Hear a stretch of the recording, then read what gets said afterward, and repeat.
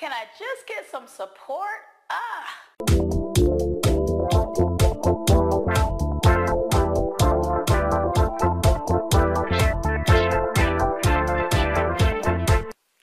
Hey there, this is Tiphanie Jamison here, founder of the Yale University and creator of the Radical Self-Expert Method, the fastest, simplest seven-step method to discover how to be your true self, change your life now, and be happy today the easy way.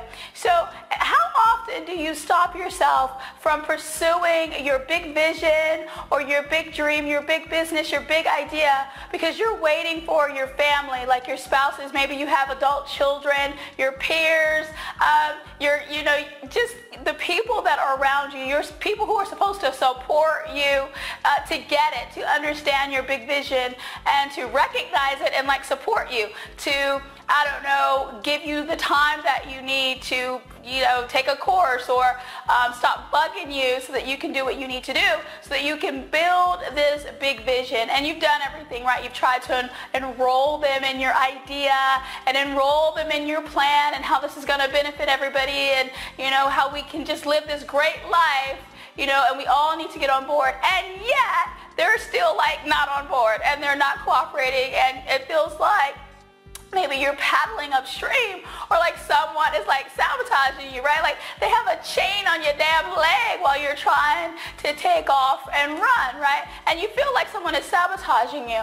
And perhaps in your family, you are the glue, right? You're the glue financially, spiritually, or otherwise, and you're holding everything together. And so you're praying, oh God, please, make them understand, help them to understand me and help them to understand how important this is to me, help them to understand how this will impact all of our lives positively. And you're Lord, please show them how to be more supportive of me and how to be, and if you're the financial glue, help them to get their own damn jobs or be self-supporting so that you're no longer the financial glue holding things together. But here are some things I want you to consider when small thinkers or small thinkers, small minds, not a judgment, just an observation, don't get your big vision.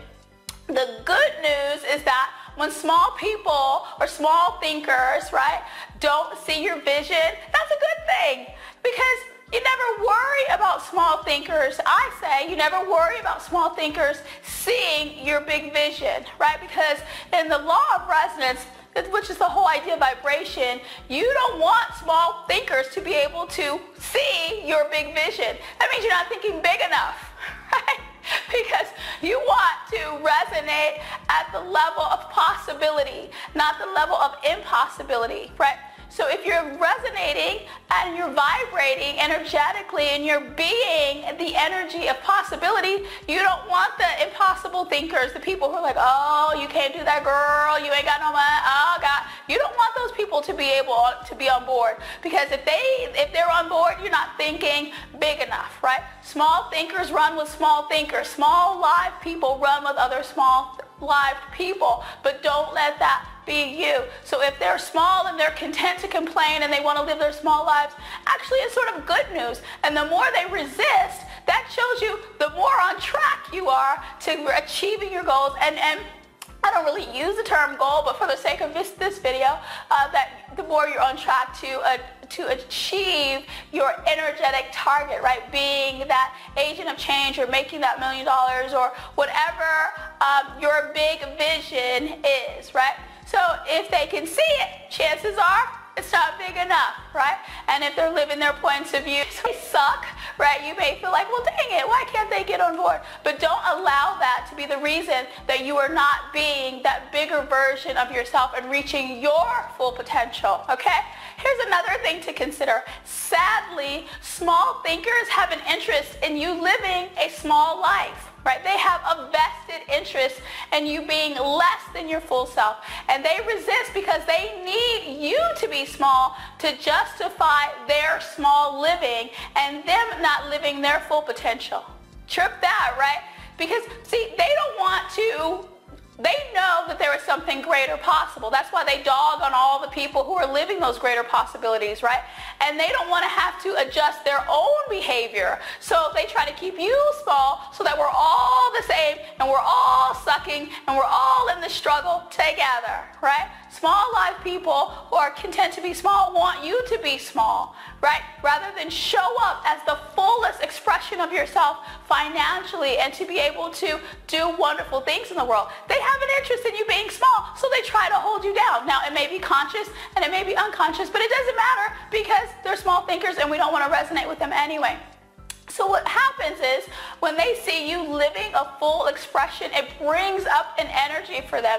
It stirs something inside of them, right? Because they know that there is something greater possible, right? They're just choosing not to take action. And so rather than, them taking action, they try to stop you from taking action. I call this the lazy man's self-awareness, right? So in other words, stop the other person from growing so I don't have to be aware of myself. So, keep that in mind. Now I want you to consider a quote by the powerful Eleanor Roosevelt, who was a woman generations ahead of her time. And she says, great minds discuss ideas. Average minds discuss events. Small minds discuss people. Now, what are those people who are small thinkers and small-minded talking about? They're talking about holding you back, what other people are doing. So-and-so got that new car. She should be ashamed of herself. She should be more Christian. How dare she? She should be, he should be, right? But none of those things are talking about how I can create a magical life for me and my family. See? So it's actually a good thing. So many of you I know are like, but Tiff, if I go and pursue my big vision and the people aren't on board, like what's going to happen to my relationship? Well, I have a simple question. What's happening to your relationship now? Are you happy? Are you fulfilled being the glue that's holding everything together and you not being the grandest version of yourself? Like, does that feel good for you? Do you feel fully expressed and happy? Do you have all the money you could ever ask for? Do you have all of the happiness and love that your heart can hold? Well, okay then, so what's the problem? Like, what are you really losing? And more importantly, if they're not supporting the truth of who you be, they're not in relationship with you, right? They're not in relationship with the true you right now anyway, right? And the greatest gift you can give anyone is showing up as your truth, which gives them permission, whether they want to take it or not, to be the grandest version of themselves, right? They're not in relationship with you if you're not being you. If you're a big visionary and you're trying to fit into a small life, see the problem? You're never going to show up as you. And it's not you that they're in love with. So check this out. Rather than worrying about, being alone, right? What if being a different energy, right? A higher vibrating big vision energy, you became an energetic match to those who desire to be a gift and contribution to your life and to your living. So instead of like you're trading in, that sounds horrible but true, you're trading in low vibration people, places and things for higher vibration people, places and things, yeah, then you could be an energetic match for those type of people who are only seeking to be gifts and contributions and not like, energy vampires sucking the very life out of you and trying to keep you living a small life. Did you consider that? Who are you serving by being less than God, Source, your higher self, Mother Earth, Shinto, Buddha, whatever resonates for you, has designed you to be? Who are you serving? Who benefits? Because they will continue to be small thinkers and you will continue to live a small life, having nothing, being unhappy. Like who? And the people who need you and wherever they need you, be it a web designer, counselor, real estate agent, like whatever is true for you, you've served no one. Nothing is gained from you being less than who you be.